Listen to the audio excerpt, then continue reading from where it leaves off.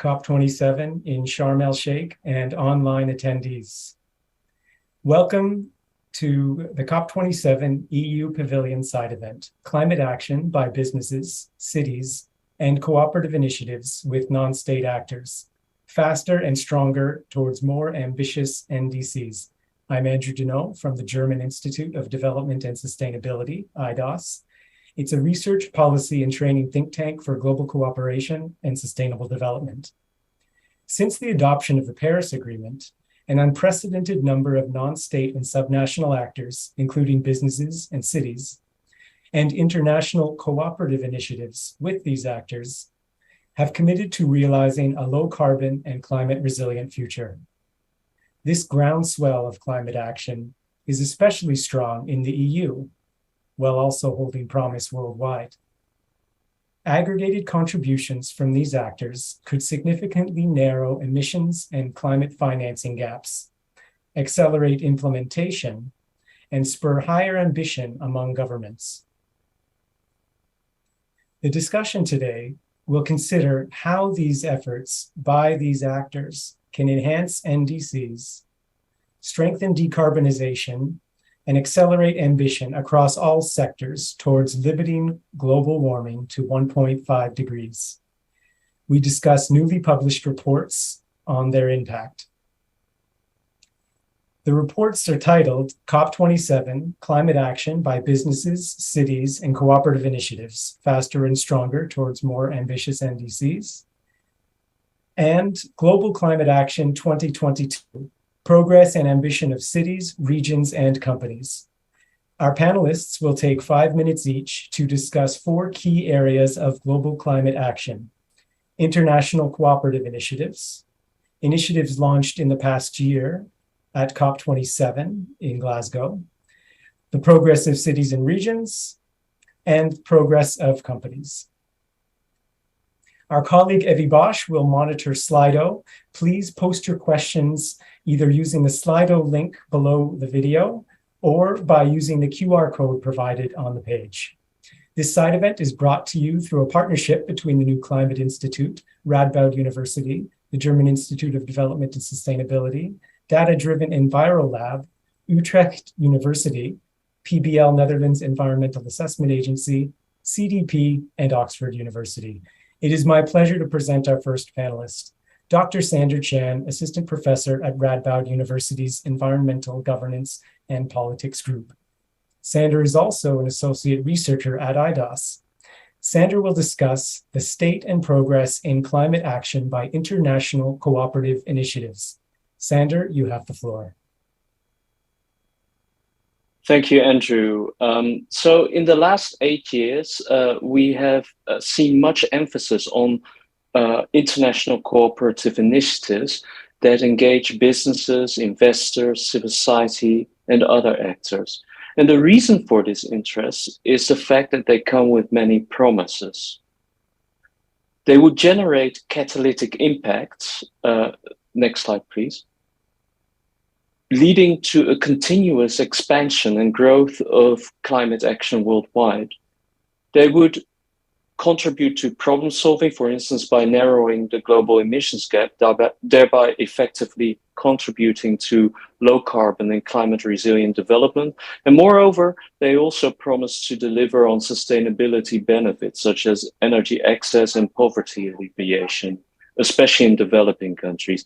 And finally, the assumption is that the UNFCCC and COPs can effectively mobilize and coordinate all such action and avoid too much fragmentation.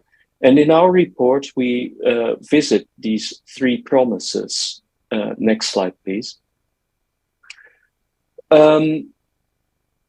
First, we noted an annual increase of initiatives that are registered with UN organizations until 2019. However, the number of currently operational initiatives is trending negative since 2019.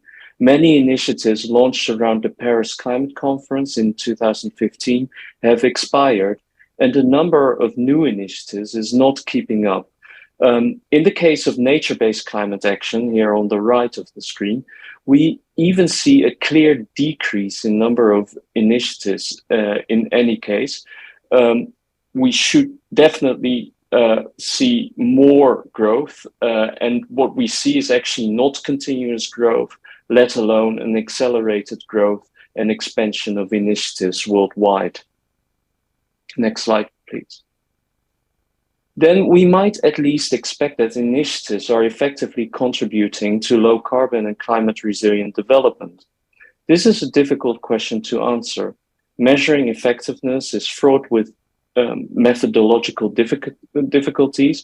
And in our report, we gauge the extent to which initiatives produce outputs that are congruent with their aims. For instance, an initiative that seeks to change energy use among a certain target group should be expected to produce outputs such as awareness raising campaigns or trainings.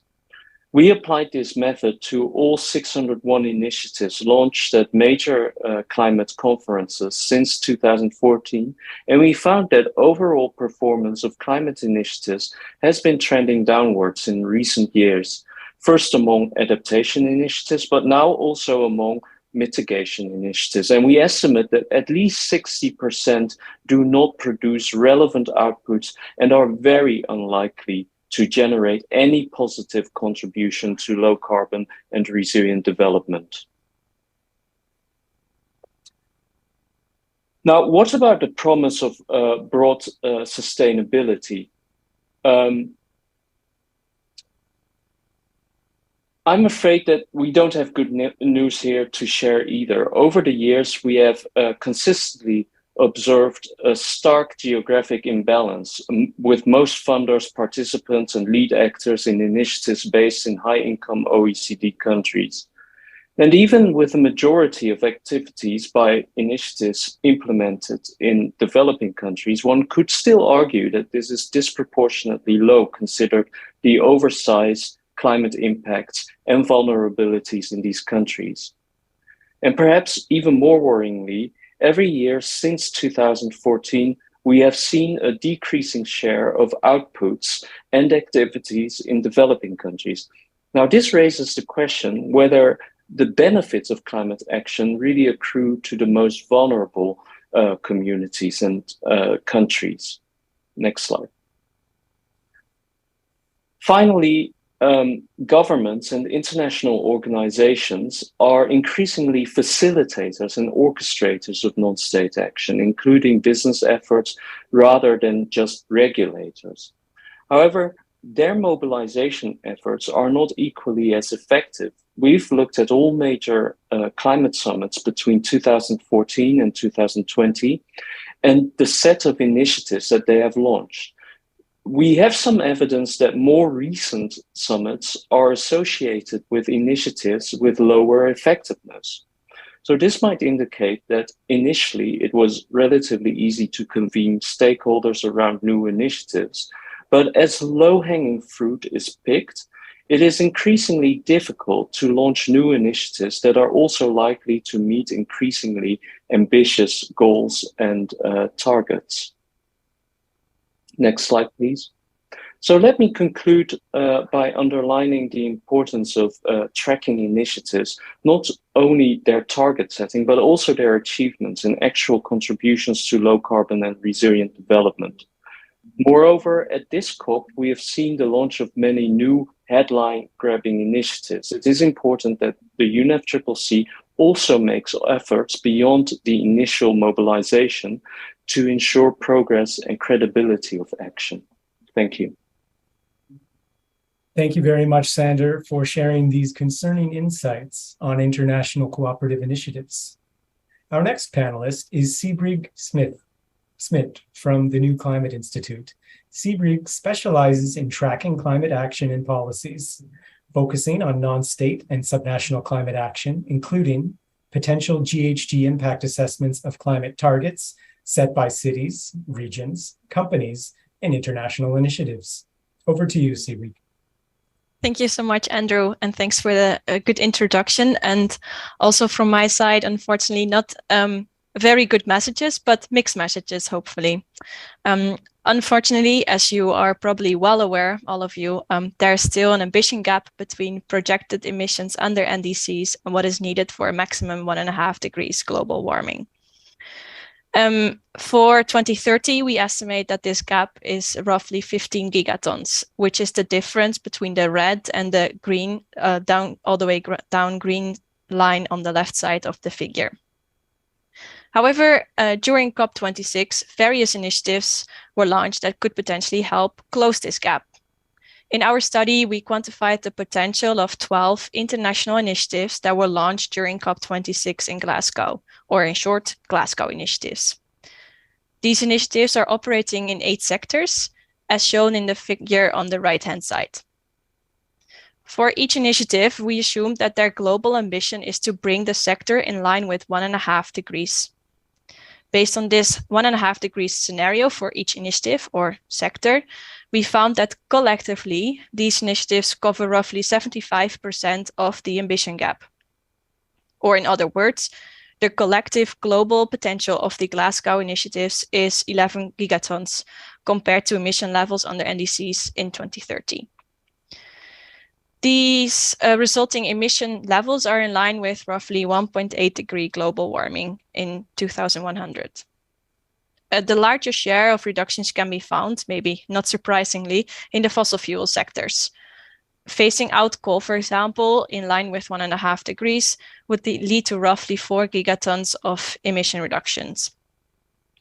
These results that I just presented are related to our global ambition scenario, which assumes full implementation of the initiative's targets around the world.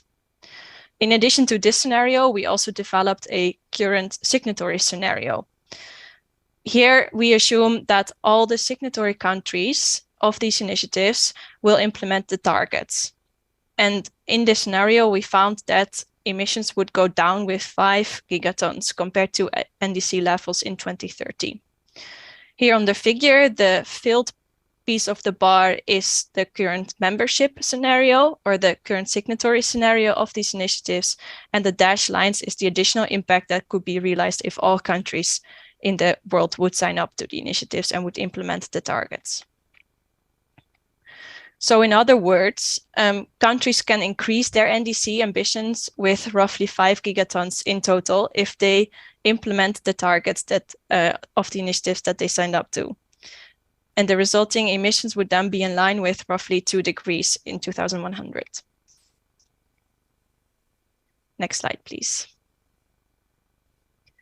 Here we show the coverage, the emissions coverage of the initiatives for each sector.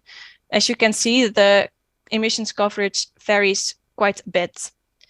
Deforestation is very well covered. So almost 90% of deforestation emissions are covered by the Glasgow Forest Declaration. And for example, 40% of the coal-fired power emissions are covered by the various initiatives that target this sector. Next slide, please.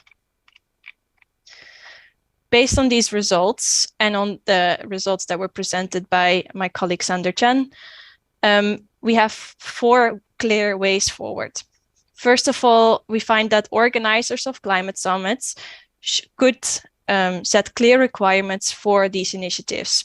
Based on these requirements, initiatives have a higher chance of implementing their targets and actually realizing action on the ground. The launch of an ICI or an initiative should be meaningful. Secondly, clearly shown in the figures that I presented before, governments can increase their NDC ambition. They can strengthen the consistency between NDCs and the ambition of initiatives that they sign up to. This would decrease global emissions in 2030 with about 5 gigatons. Third, we need continued political drive.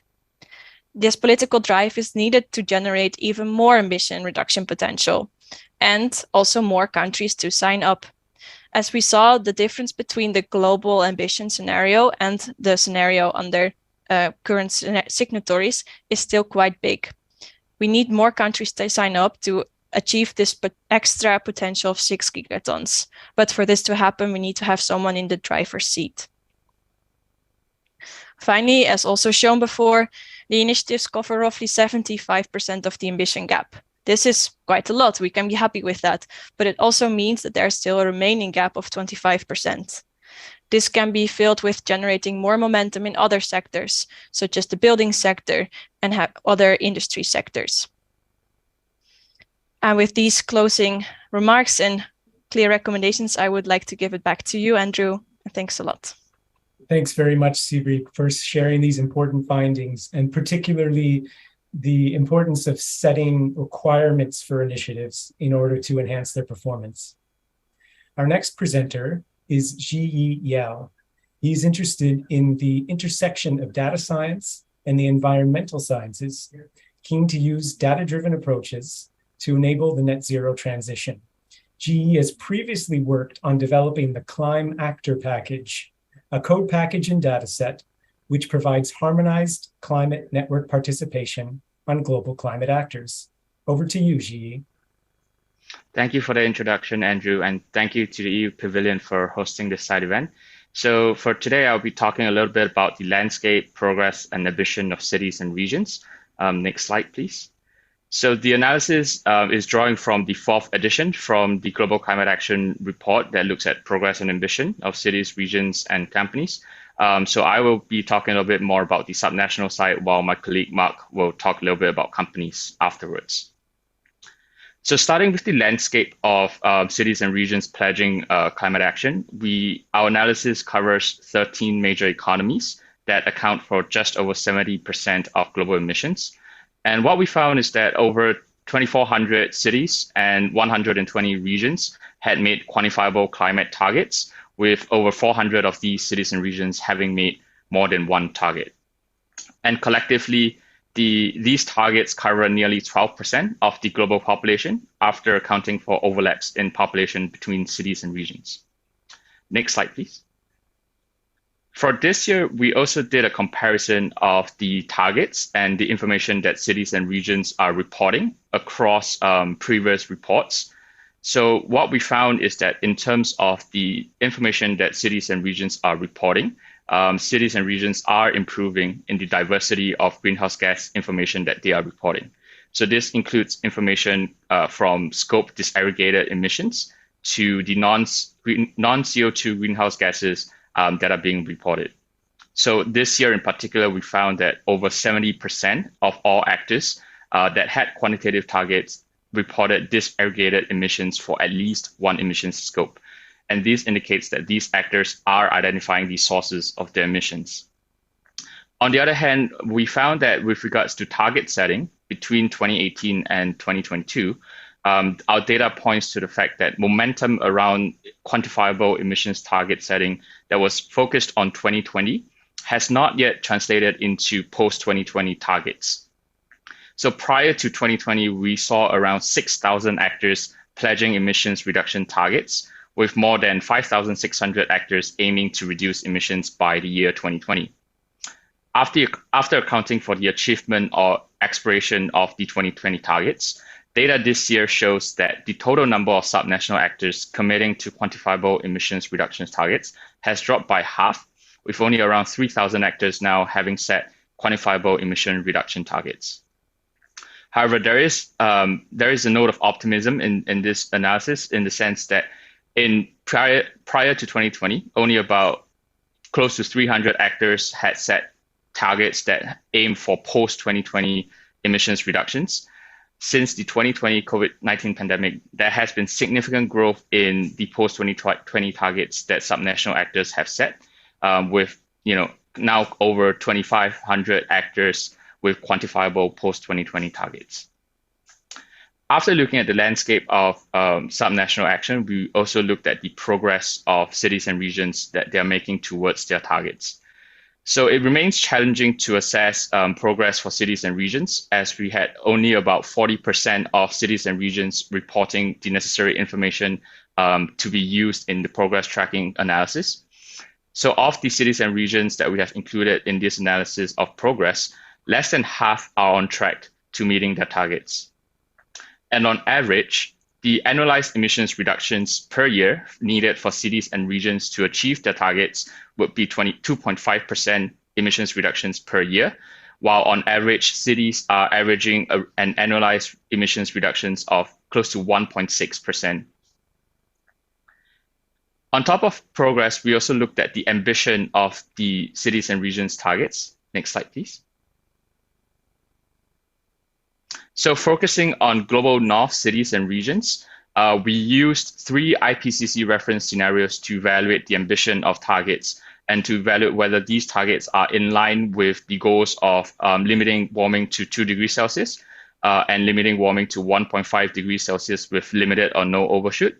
And also, we also included a reference scenario which is based on the current mitigation options available to actors. So from our analysis, we found that a large majority, over 90% of global north cities and regions targets do not yet meet these benchmarks which we have used to assess ambition. And of the less than 10% of targets that do meet these benchmarks, many of them are also net zero targets. So all in all, our analysis shows that cities and regions need to step up their efforts to realize Paris Agreement's all hands on deck approach. And especially given that cities and regions are critical contributors to global mitigation. So now I'll hand back over to Andrew. Thanks so much, Yi, for your key insights on climate action from cities and regions. Kind reminder to the audience, you can post questions to our speakers by using the QR code that's displayed on the screen. You can do this from your mobile phone. If you are not using your phone, you can access it through a button at the bottom below the video on your screen. Our final presenter is from PVL Netherlands Environmental Assessment Agency and Utrecht University. Mark Rolfsema is a policy researcher in the field of international climate change. He assesses domestic climate and energy policies of large countries, non-state actors, including cities, regions, businesses, and financial institutions.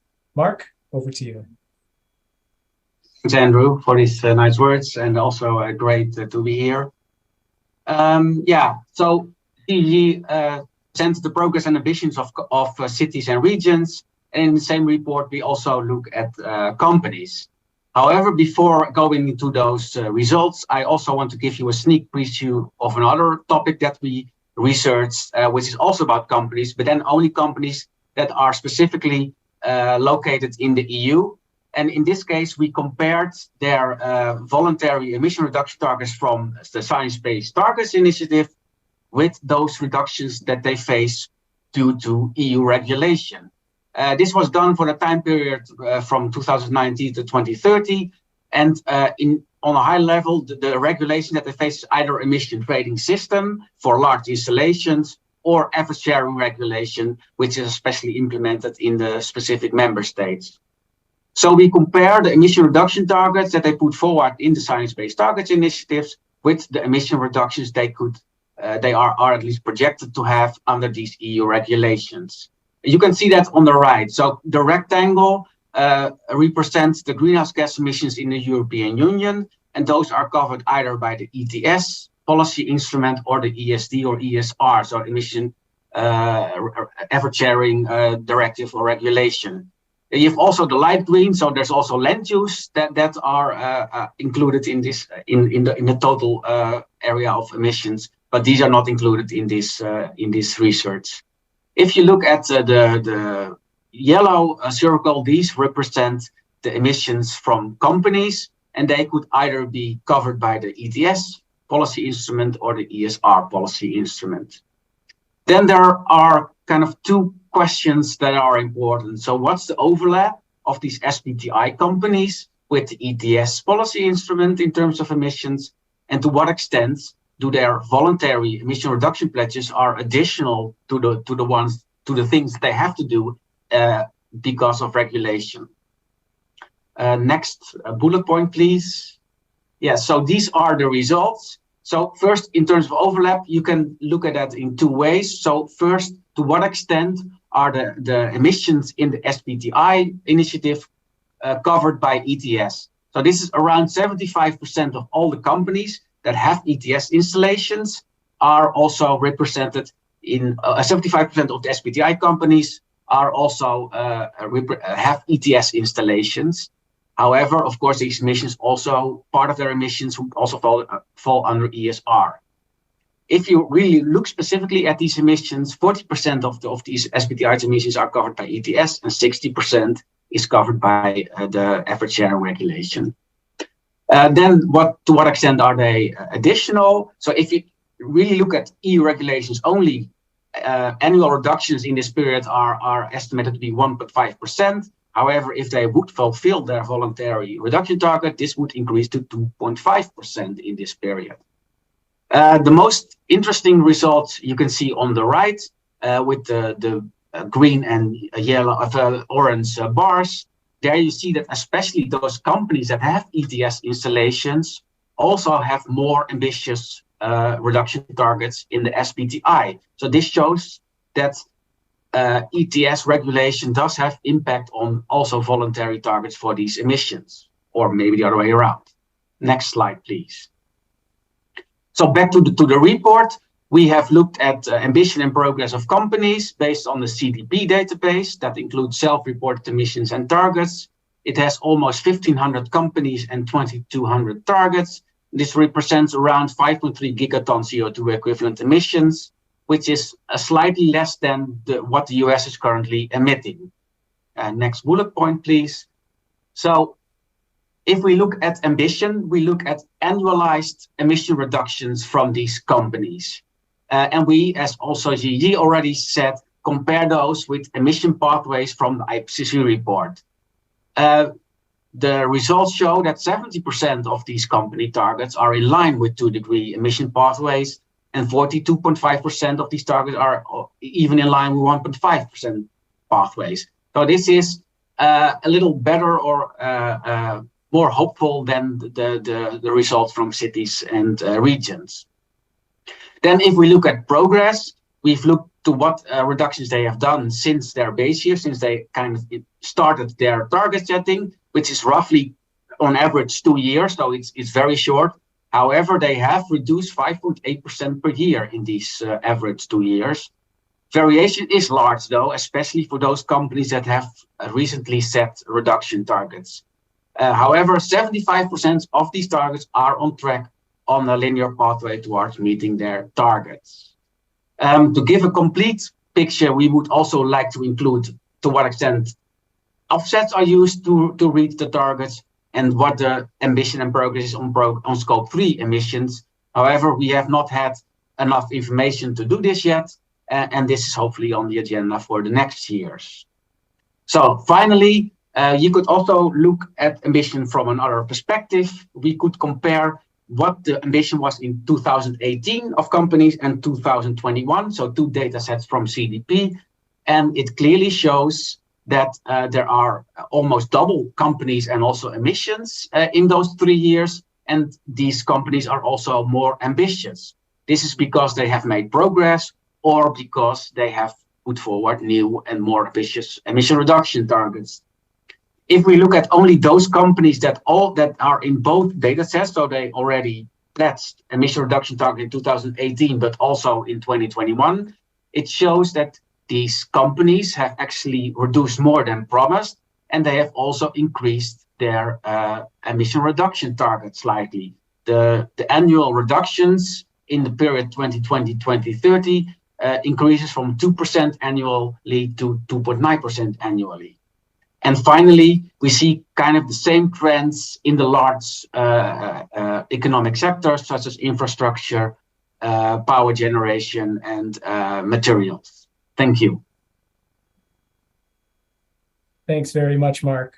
Today, we've heard presentations of key insights about the current state and progress of international cooperative climate initiatives, those recently launched last year at COP26 in Glasgow, and initiatives by cities and regions, and then initiatives by companies. Before I pose questions to the panel, I'll ask the audience to use the QR code to pose questions to Slido. You can also select the link underneath the video to pose questions from your computer. Our first question will be for Sander, and it's about nature-based solutions, particularly the chart showing the decline in initiatives. It's been a popular theme in recent years. Are there any unique reasons for the decline in the number of initiatives? Sandra, go ahead. Yeah, so I think what is clear from our study is that there is a discrepancy between the growing emphasis on nature-based solutions and the role of nature in climate action and the actual kind of growth of initiatives in the climate action space. I would like to emphasize, though, that we approach it from a climate change perspective. So we mainly looked at, what has been launched at climate conferences and registered at climate action databases, at climate summits. So this doesn't give the full picture of all kind of nature and climate action there might be out there. I think the most important thing for us to look out for in the coming year is also to look at the biodiversity, the CBD process. So in a couple of weeks, we will have the next COP, which is COP15 on biodiversity. And part of that COP is also the agenda for nature and people, which kind of closely resembles the climate change action agenda under the UNFCCC. So I expect that actually we will see many initiatives launched there and then. It might also be that one of the reasons why we see a lower growth of nature, or actually a negative growth of nature-based climate action at the moment or the last year, is because there's some hoarding of kind of announcements of initiatives in view of CBD COP15. So I think I wouldn't quite kind of be alarmed about the lack of growth of nature-based climate action at the moment, because I think a lot is in the making still. Thanks very much, Sander. The next question is given to all presenters, but I'll first start with Sibrig. Your findings are all quite alarming, if not depressing, for all actors and initiatives. It has been a hot topic whether 1.5 degrees Celsius is a lost cause. What was one finding from your analysis that still gives hope for a strengthened action by 2030? Sibrig, go ahead. Thank you for the question, and thanks for introducing it, Andrew. Indeed, it's quite alarming what we find, but it's also still a mixed message. It's also on the positive side. So what I find very hopeful is that we still found that these initiatives launched at one COP could lead to 11 gigatons of CO2 equivalent reductions in 2030. So that's 75% of the ambition gap. That was one event a year ago. Of course, this only translated to 5 gigatons of the current signatories, but I think if we have that dot on the horizon and we collectively aim for this 11 gigatons, we're already quite far away, quite close to closing this ambition gap further. And that's why I also called upon this political drive that it should not only be an initiative launched and end of the story. No, it should be start of the story, and initiatives need this political drive to live up to this 11 gigatons of potential that they have. And I think that's a hopeful message in itself, also worrying, but also definitely hopeful. Thanks very much, Sibrig. I'll then direct the same question to Ji and then Mark. Ji, go ahead. Thank you, Andrew, and thank you, Sibrig, for that overview on the initiative side. And I think I tend to agree in the sense that there is some note for cautious optimism. From the cities and regions perspective, we have seen momentum slowly increasing in terms of target setting post 2020, and that is despite of all that has happened in the past 2 years. And like Sibrig said, that target setting is really just the initial step. The question then becomes like, how do we accelerate action towards the targets that have been made. So we do urge, cities and regions to really ramp up the short-term action. Currently, a lot of the targets are for the midterm, so between 2026 and 2035. So of course, I think we want to encourage cities and regions to ramp up immediate action, quick wins where they can reduce the emissions relatively easily. And on that note, we do acknowledge that there are many constraints for cities and regions with regards to reducing their emissions, especially for emissions that are not directly within their control.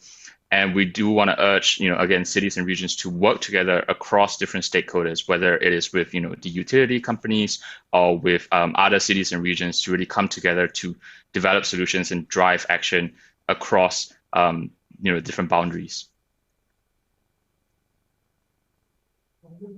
Yeah, thanks. Yeah, I especially agree with CG that you have regulation and action, and I think for companies, the picture, especially on reporting, self-reporting, is a little better, as 75% is on track, and also already 42.5% are in line with 1.5 degrees. But this is only from a very small period that they started reporting this, and there's also actually studies around that show that the transparency is actually still a big problem. Because we don't know what offsets they are using or to what extent they would also look at scope 3 targets. And for this, my first slide shows that if you have government regulation, this also has some kind of impact on voluntary emission reduction targets. So there is some kind of ambition loop between what countries are doing or national governments and what non-state actors and cities, regions and companies are doing. So I think that's why it's a step-by-step process. And this, for example, is visible in the electric vehicle car manufacturer area, where actually targets are actually getting more and more ambitious. It might be because it's a technological solution, but at least this is a good example, which also gives at least me some hope. Thanks, Mark. I want to stay with you just for a second. And can you elaborate if you're including net zero targets in your analysis? Yes. Yeah. So I presented, we include all targets that companies report to the CDP database. And this is actually nice and at the same moment difficult in our research is that things change so quickly. So we have our most recent database includes emissions from 2021 and also targets. And we've seen that actually many companies have stepped up and included more net zero targets, but these are just not in our database yet. So currently the companies that we include have in this data set around 20% have also net zero targets. But we know that in reality, this number is much higher. But yeah, that's just a time lag that we have, and we probably will show a higher percentages next year. Thanks very much, Mark. Next question is to GE. The findings show a lack of progress and ambition for cities and regions. What do these actors need to do to ramp up climate action and increase ambition? Thank you, Andrew, for that question. I think that's there are kind of two sides to this. On one hand, with regards to progress, what we've also had challenges with is also just not having enough data to actually assess the progress for cities and regions. So when we look at progress, we are looking for at least, the baseline emissions and the baseline year with regards to the target, and a more recent inventory year that has been reported, which we can use to then assess how cities and regions are tracking towards the progress. And one challenge we've had is not enough cities are reporting their more recent inventory year. So of the database that we've had of over 2,500 actors, we've only had enough data for about 40% of cities and regions which had enough data to report, to track their progress against. So that's one part is, having more active reporting. And of course, like the more data that's reported, then the picture of progress, we can then get a clearer and better picture of that. The other hand is with regards to ambition, is aligning their targets with the global reference scenarios that's needed to get us to the goals of the Paris Agreement. So the IPCC has laid out a very clear kind of like pathways that we need to achieve in order to meet the goals of the Paris Agreement of keeping warming, under 2 degrees Celsius and under 1.5 degrees Celsius. So aligning their targets that they have set to those reference scenarios and then making action towards those targets would be kind of the next step in increasing their ambition and ramping up their climate action. Thanks very much, Yi. I'll now direct the first question to Sander. Do we see potential for strengthened action on the road to 2030? Sorry, could you repeat the question? Do I foresee strengthened action for 2030? Yes, the question was based on a comment that a lot of our analysis is showing negative outcomes and worrying trends. Yeah. So is there potential within international cooperative initiatives to meet their goals on the road to 2030? Yeah, so I think, my colleague talks about the enormous potential actually of these initiatives, but I think we should have, we should talk beyond potential because, it's relatively easy to put targets out there and it's relatively easy to add them up and, then theoretically close an emissions or financing or an ambition gap. We can be hopeful about potential, but we cannot be naive about these initiatives because ultimately these are based on promises and these promises need to be fulfilled. Now, one thing that does give me some hope, despite all our kind of negative findings, is that we do see more political drive than ever before for credibility. So one very encouraging development is, for instance, around the net zero commitments, where the net zero high-level expert group has, published its recommendations and set standards for, what counts as true net zero. I think we need much more an emphasis on this kind of accountability in order to make sure that these climate actions are credible climate actions. And one thing that I find encouraging then is also that a couple of years ago, if you would talk about accountability in this space in reference to non-state actors, that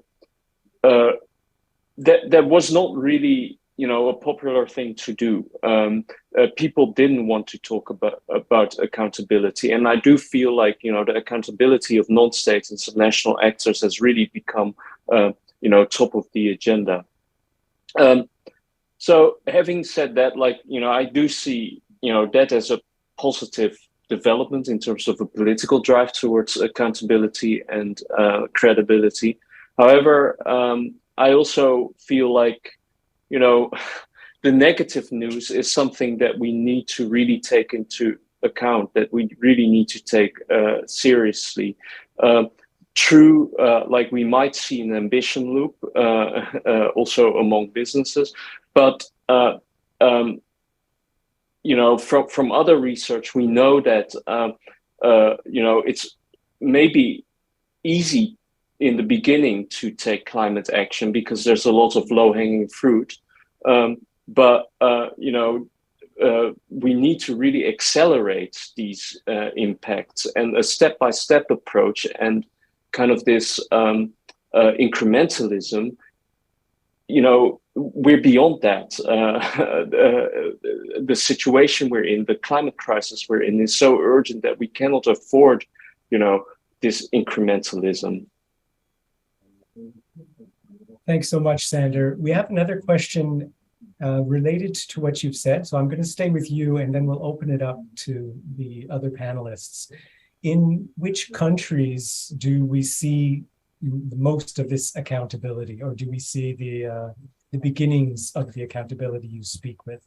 And because you're looking at initiatives, perhaps you could also discuss sectors or actors. Sandra, go ahead. So, I mean, most of my research has been focused on transnational initiatives, so cross-border initiatives. So I haven't kind of looked at specific countries, but what I can say is that Europe, the EU, plays an important role in kind of setting standards. Also because if you look at all cooperative initiatives that are registered by the United Nations, UN Climate, at the moment, a large majority, for instance, of subnational actors are actually based in Europe. And to a lesser extent, this is also true for businesses. So I would say, to the extent that the framework for climate action is weak or strong really also depends on the regulatory environment that we find in Europe. Thanks very much, Sander. Would the other three panelists, would one of you like to? Mark, go ahead. Yes. So actually for me, there's hope in this particular area, because actually during the last week, the EU launched the Corporate Sustainability Directive, which includes, I think, around 50,000 companies that are at least that need to report around 2024, 2025 about emissions. I'm not 100% sure if it also includes Scope 3 emissions, but also other sustainability data. And at the same time, also Biden announced that companies in the US should use CDP as their standard reporting tool, and which is also obligatory at some point. So I think also Sander already pointed to that. If you compare that with a few years ago, accountability for companies especially is growing a lot. And I can imagine that it's just standard within a few years to report on especially emissions, but hopefully also on climate plans and more and offsets and everything that's necessary to give a complete picture of their climate action. Thanks, Mark. Sibrig or Ji, anything you'd like to add? I think just to quickly add, I agree with Sander that, from what we're seeing for cities and regions, a lot of them are based in the EU or EU cities and regions that have pledged action and reported the data necessary. I would say that we have seen, for example, areas like Japan and East Asia that also has seen a lot of climate action. So almost, the whole of Japan's population, over 96% are covered by pledges by cities and regions, and many of them are also net zero targets. So that's another area I think we've seen a lot of momentum.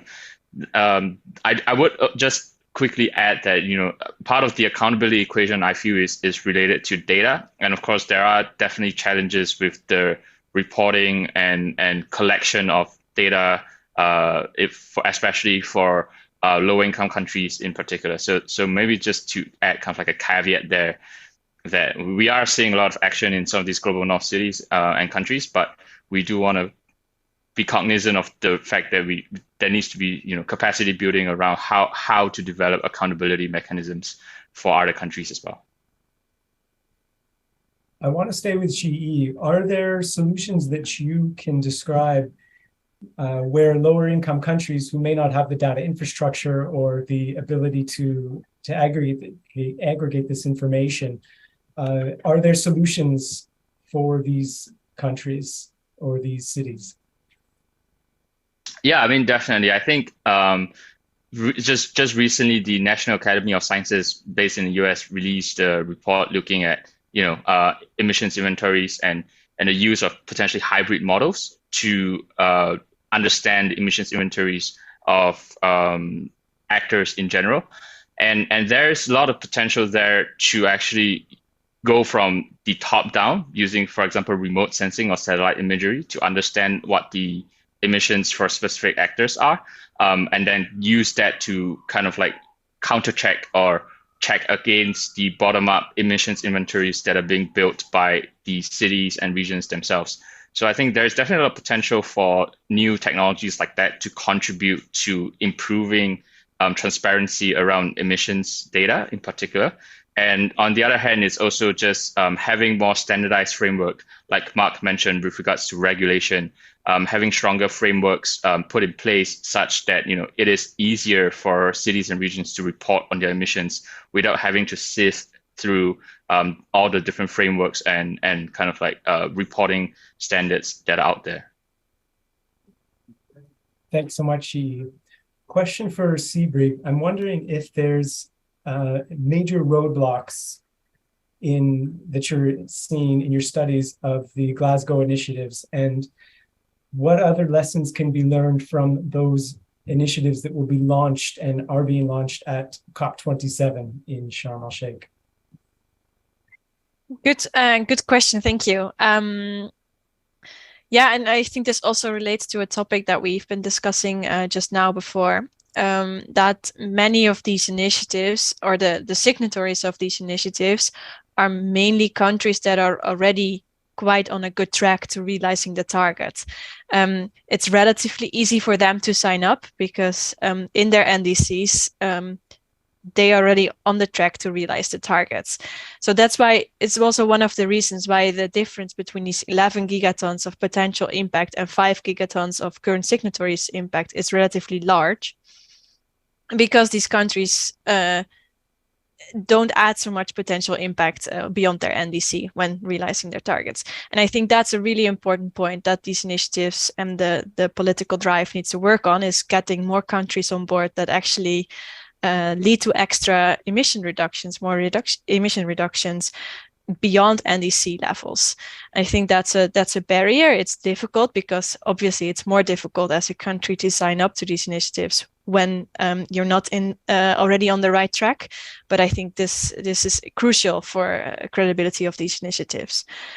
And I think a lesson that's already being picked up now in Sharm-el-Sheikh is that we identified that 25% of the emissions gap is not covered yet, right? With sectors that, mainly because sectors were not covered by the Glasgow initiatives. But recently, this updated breakthrough agenda from the Race to Zero already includes some new sectors. Main sectors like buildings were now added. And I think it's huge that this development is going into the right direction, and also echoing Sanders' message from before, it's now really time for implementation. So only statements don't do anything. We need to implement then the targets as well. Thanks, Seabreak. Kind reminder to our audience, you can use the QR code to send us questions through Slido with your mobile phone, or click the link if you're on a desktop computer.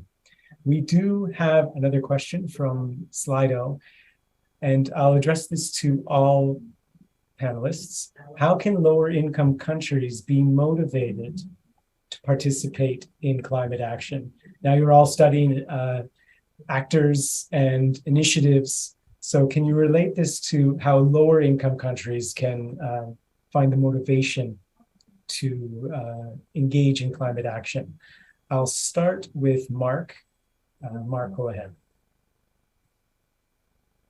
Yeah, so from companies is a difficult question because most companies, at least that we include, are from the global north, at least have headquarters in the global north. And I think it's also, as you see in the climate negotiations the last two weeks or 1.5 weeks, this is a very sensitive topic because we should not, at least the North would not go to these countries and kind of say, okay, we're going to educate you. So we should find at least some momentum that they decide themselves what they need. So I think the first main question is ask what would you need to do this climate actions, and I don't think I'm in the position to tell them what they should do. Thanks, Mark. I'll move on to GE. Go ahead. Yeah, I think like Mark mentioned, it is like a really sensitive topic, and it is also part of like the global stock take, right? I mean, the global stock take is not just about mitigation, but also adaptation and also support mechanisms that, can be used to support low income countries to accelerate climate action. I think there is no good answer. There a certain part of it is kind of reducing the friction that's needed for cities and regions within lower income countries to participate in climate action and to also report their progress towards their climate action. And of course, like data is one thing that can help in with regards to lowering the barriers to reporting, lowering the barriers to getting the emissions data. That's, from my perspective, one possible way to kind of like motivate that. But again, it ties back to the whole question, like Mark mentioned, what do the countries themselves need to kind of participate in climate action? Yeah. Sibri, go ahead. Thanks, Andrew. Yeah, from the Glasgow Initiative's perspective, obviously that's my perspective here. I think some really nice developments that were seen over the last years, that some of these initiatives also come with clear commitments to financing. For example, the Glasgow Declaration on Forests had a finance commitment to it as well. And I think with that component, it makes it a lot more likely that also low-income countries will sign up and implement the targets. And last but not least, Sander, I think this question would be interested in for your research or our research, because we look at initiatives that span countries and outputs across countries. Please go ahead. Yeah, absolutely. And this is a very, very important question. And I think I'm very happy, actually, that our report, of course, it's largely about mitigation potential, and what to expect from these initiatives in terms of mitigation. But actually, our part is also partly about adaptation and how adaptation initiatives are faring. So I think one important thing that, like, I understand, like, a report can be focused, of course, on mitigation, and so can climate action be. However, if I look at the broader landscape of climate action, for a long time, climate action has been almost defined as mitigation action. And I do think that is problematic. Climate action also concerns adaptation to the impacts of climate change, especially in developing countries, and building resilience. And these are dimensions that are not tracked at the moment, that very few people are looking at in a comparative way to understand, like, whether the groundswell of climate action actually helps us build a more resilient world, and especially resilient communities in the global south. I do think that there's also a data gap where we might assume that there's a lot of action going on in the global north, but in fact, a lot might be going on in the global south as well that is simply not captured at the moment in current records, for instance, on the UNFCCC website. I think much more effort can also go into identifying what action is taking place in the global south that is currently not recognized, that currently goes in under the radar. So I think, again, here there's a lot of scope for better action tracking, and also an investment in data collection from the global south. Thanks very much, Sander. And thank you to our audience for joining us. It was a pleasure to be here at the EU Pavilion. Thank you, Mark, Ji, Sibri, Sander, Avi, Giada, Leah, and the EU technical team. The reports are available on the New Climate website and the Data Driven Labs website. Have a pleasant day.